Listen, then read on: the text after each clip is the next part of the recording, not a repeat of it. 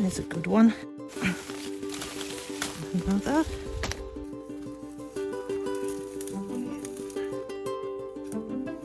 Another one. That's a biggie. Goodness, they won't fit in my jam pan if I'm not careful. Perfect. Right, these several oranges are perfect for marmalade making. And of course, you know, Australia is renowned for winning the Marmalade Awards, in the world ones, because we have the advantage of being able to pick our fruit straight from the tree. It's important that they're really fresh, and what else is important is that we pick them early in the season, because all citrus, when they're just coming into ripeness, they've got more pectin in them, and that's the natural ingredient that helps them set. So you can't make marmalade without lemons, because you need the additional lemon because it's absolutely packed with pectin. Oh my goodness, that still gives me a thrill. Today we're going to be making Oxford Marmalade.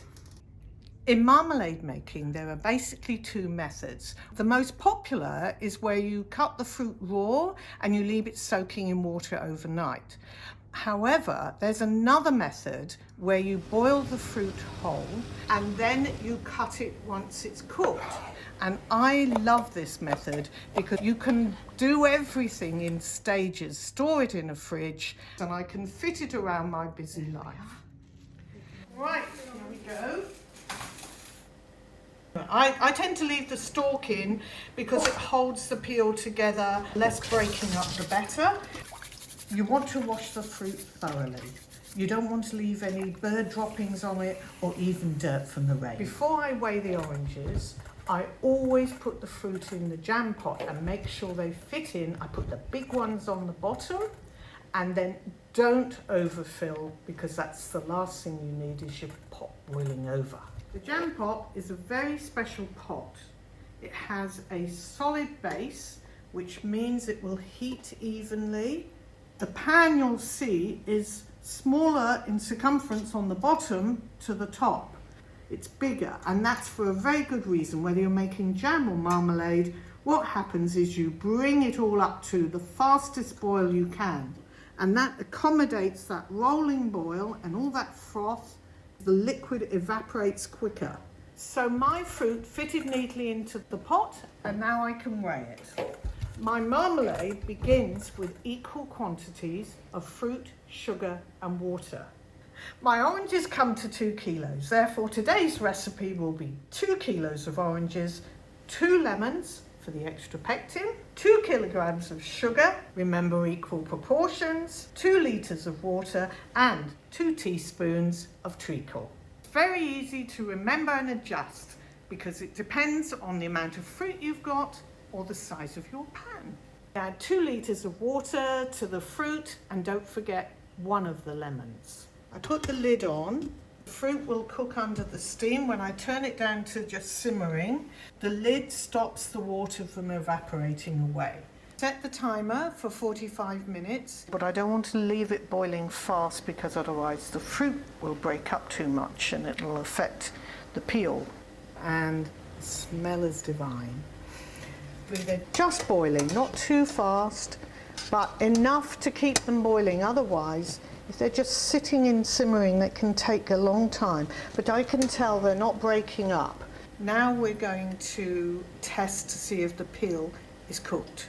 You don't want any resistance, and that goes in easily. The fruit starts to break up if you're not careful. But I always take an extra test and taste it. So I just cut a little bit of the peel and try it. And it's perfect, even though I haven't got sugar in.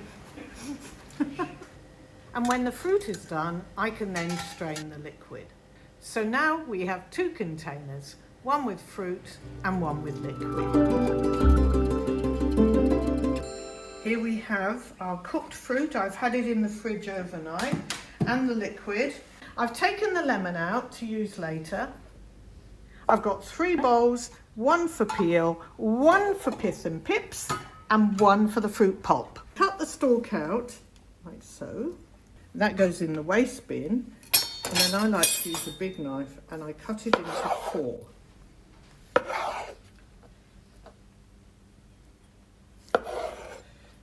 I use my spoon to scoop it out. So there's the fruit, there's the peel, still with the pith on it. There we are. You see how much easier it is to handle with the fruit cooked, whereas usually people slice them raw. I carefully take out the pith.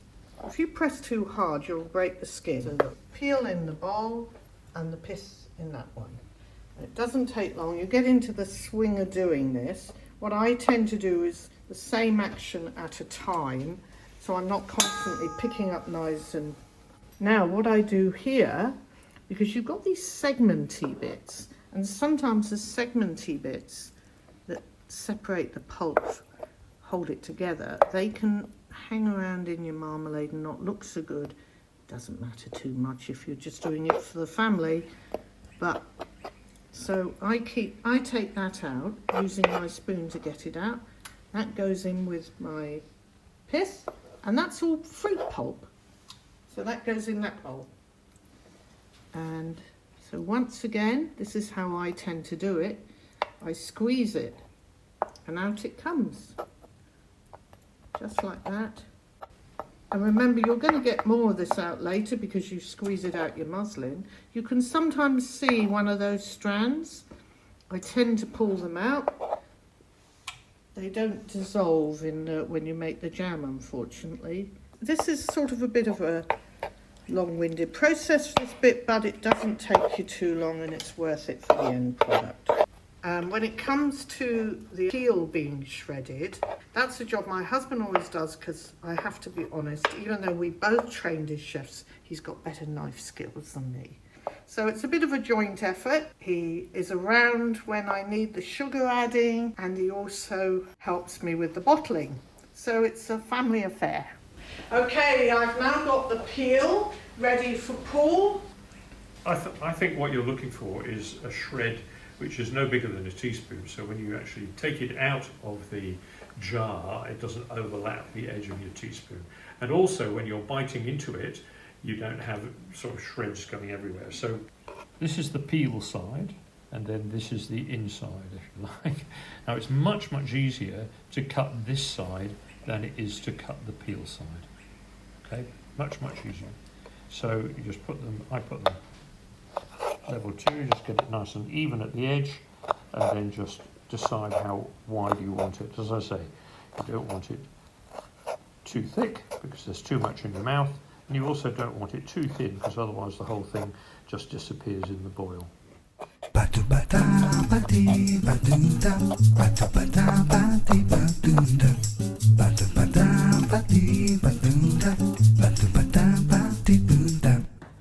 Now this is my preserving cupboard where I keep all my equipment, and here I keep these special containers which are ideal for going in the fridge. They stack, they hold the liquid, they hold the peel and the pith, etc. And it means I always have them. I'm not running around looking for lids in different drawers, and they're not being used by anyone else.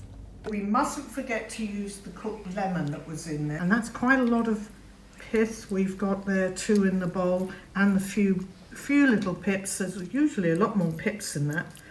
And then you can use that peel if you want to, but in this instance I just keep with the orange peel. I still like to weigh the pulp and the peel and the pith to give me some idea of how much I'm using, and basically I like it to balance about 1/3 of each. So I have some muslin. Now muslin is made from cotton, but this is very, very fine, and it's got a few holes in it, so I use a double layer. If it hasn't been used for a while, I always scald it in boiling water. Add the pulp, and you can see there's a few pips gone in as well here. Make sure that you've got everything tied together. Now you don't want it so tight because you'll not have the room to squeeze it out, and that'll cause the bag to burst. So you just tie it with a little bit of slack there. It's so much easier to put tubs in my fridge than all these bowls. first thing I do the day of stage 3 is to put the little containers in the freezer. This is a good time to put your jars and lids in the dishwasher and put them through a quick cycle. The next thing to do is add your reserved liquor back to your jam pan. I like my marmalade to be tangy, and an extra lemon is never wasted. Switch on, and I don't have it too high. I want to heat it up fairly slowly. And the next thing to put in there is my muslin bag. Tuck that under there. I put the other side, and I tuck it on the handle so it doesn't get lost. It warms up, and when it's simmering, then I just keep it simmering for about 10 to 15 minutes, no longer. Sugar is essential to marmalade making. It's what helps preserve it. I've got the sugar, I'm about to weigh it on my scales, and I've got 2 roasting pans because it makes it easier to handle and they will warm up quicker. I use granulated sugar, and I use granulated sugar because it has slightly larger crystals, so it dissolves slower. Both trays have gone in. Just check, it should be nearly there. Yeah, 120, 10 minutes. That's 10 minutes is all it needs to warm the sugar through. I will just take this little bit of scum off around the edge. You need a ladle. I put my ladle in water, and that way, every time you do it, you clean your ladle. So what I'm going to do is just take the ladle in. Just, there we are. If we take it out, it keeps the jelly clear as possible.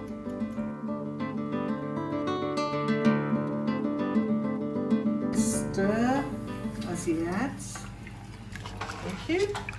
Now that, because the sugar's been warmed, it will dissolve very quickly. Once I put that back on the heat, gently, I'm not going to turn it up because the important thing is not to boil this until the sugar is dissolved. And if you look, you'll see it's going clearer. Thanks, Paul, that was great. Sugar loves to crystallise.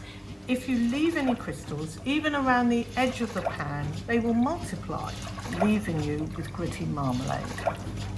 Just to be sure there's no sugar around the edge, I use a pastry brush, put it in little water, and you go round the outside of the pan. And we add the peel back. Once again, this is just on a moderate temperature, keeping everything warm. All the fruit pulp goes back in. Whoa. The only thing we have to add now is the pectin. The easiest way to do that is to wear these gloves because it enables you to handle it a bit hotter. And by doing it while it's warm, you get more pectin out. So don't leave it to go totally cold. There's a lot of juice still in there, and this is quite hot. And as we go, you'll notice that it gets thicker and a bit cloudier. And that's when I know the pectin's coming out. I'll tell you why it's a labour of love and an art, is because you've got something to show for your efforts. You've got something at the end of it all that doesn't disappear in 20 minutes. And as a cook, all my life, everything I do disappears quickly. And I think that's the beautiful thing about preserving, is you've got something that lasts. We've just had it warming, the fruit and the peel, and we've just added all that fabulous pectin, and the moment of truth has arrived. We have to turn the pan up, high as we can get it. So do not leave the kitchen. The beauty of the jam pan is that it has a wide top, which allows all the evaporation to take place, and you get a good boil. There's no exact time that the marmalade sets. It's anything from 20 to 40 minutes. I use 3 ways to test if the marmalade is set. There's the temperature test, the saucer test, and the old-fashioned spoon test. We will do that as the marmalade gets closer to setting. Anyway, look, our pan, this is what we call a rolling boil. That foam will come right up by the time we get to 105. It's still on 103. Water boils at 100 degrees. I need the marmalade to reach 105 degrees Celsius. 105 degrees is the point where the ratio of the sugar, the water and the pectin will set the marmalade. Any higher than this and you can damage the pectin and end up with a dark gluey texture. Any less than 105 degrees and your marmalade will not set and you will have marmalade running off your toast. It'll be a while still, it's got to reduce. Oh, it's on 104 now, so it's getting there. I'm going to take the spoon out and we're going to take a look at what the back of the spoon looks like. You lift it up, let the juice run off, and you will see it comes to 1 drop. Now that is not set yet, and then you will see it change and you get 2 drops coming down the spoon and coming off as 1. It's the old-fashioned way, but it's still a good way. My modern temperature control tells me it's reached setting point.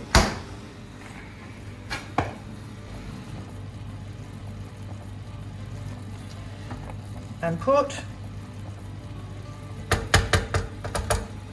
a spoonful, pop it in the fridge, leave it for 2 minutes. And you have to see if you can get it to wrinkle. Well, it's sort of wrinkling, it's too liquidy. That's not set enough.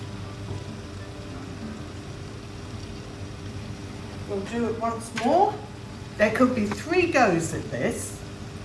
Number 2, going in the fridge and looking at the clock. And let's just check the spoon again. It's very close. It's had 35 minutes and I feel that now I should start looking at pulling it off. Still not quite enough. It's starting to run together. It's a bit wrinkly, but it's too liquid. It's not setting up. Right, let's just have a look at this. All right, and I can start to see the gelling around the edge. You see how much has evaporated? And let's just check the spoon again. That was 2. Look, there's coming, it's coming. There, it's 2.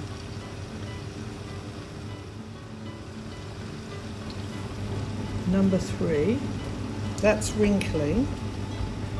I reckon this is done. It is still moving, but you don't want to overcook it, that's the point. It continues to set as it cools. Brilliant, it's set now, time to pull it off. One of the things I do next is a little tip my mother showed me. You just take a knob of little, just off the edge, of very cold butter, so it has to come out of the fridge, on the top, and what that does, just sort of give it a little stir around, it will stop a skin forming. And we've got one more magic ingredient to go in here. Oxford Marmalade, which has a little sort of a tawny look to it, you get that by adding a spoonful of black pepper. And that just adds to the colour and the flavour. But you don't want too much. We're going to let this stand now for 20 minutes. Stir occasionally. This will help the peel stay suspended in the jelly and prevent it rising to the top of the jars. And that gives us the perfect timing to put our jam pots in the oven, because they also take about 20 minutes. Now I've got mainly 300ml jars. I'm hoping to get 10 jars out of that. This.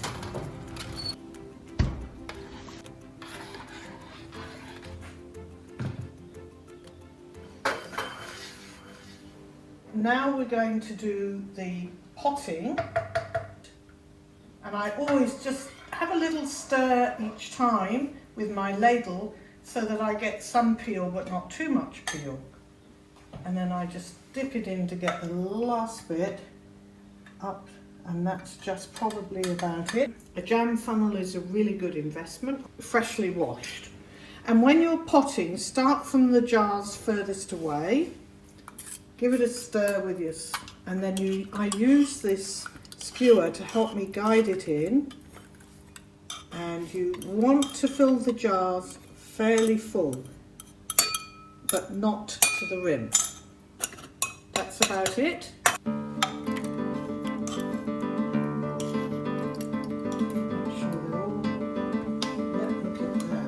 I use these little wax discs, and you've got a smooth side and a dry side, and I put the smooth side down.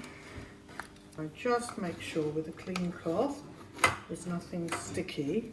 Lid goes on. And they are hot, remember, and you want to slightly loosen it. When it's cold, take the jar and remember to tighten the lid. With a hot damp cloth, just wipe over, make sure there's nothing sticky left. And then I always keep an old tea towel for this, so you can give it a good buff. It's lovely and soft, and you will see this transform. Magnificent. Peel distributed all the way through, and I call that a lovely amber colour. All that's left is to put the labels on. It's easier if you turn the jar, put the label on, we then turn it over, and on the back we put a list of the contents. This is because then if you are entering it in the Australian Marmalade Awards, the judges will know what contents are. So we've got Seville oranges, sugar, water, lemons, treacle. If you're going to enter in the Australian Marmalade Awards, there are 4 things the judges look for: a good appearance, aroma, texture, and of course taste. Damn fine. Delicious. Damn fine. Cheers, Paul. Yep.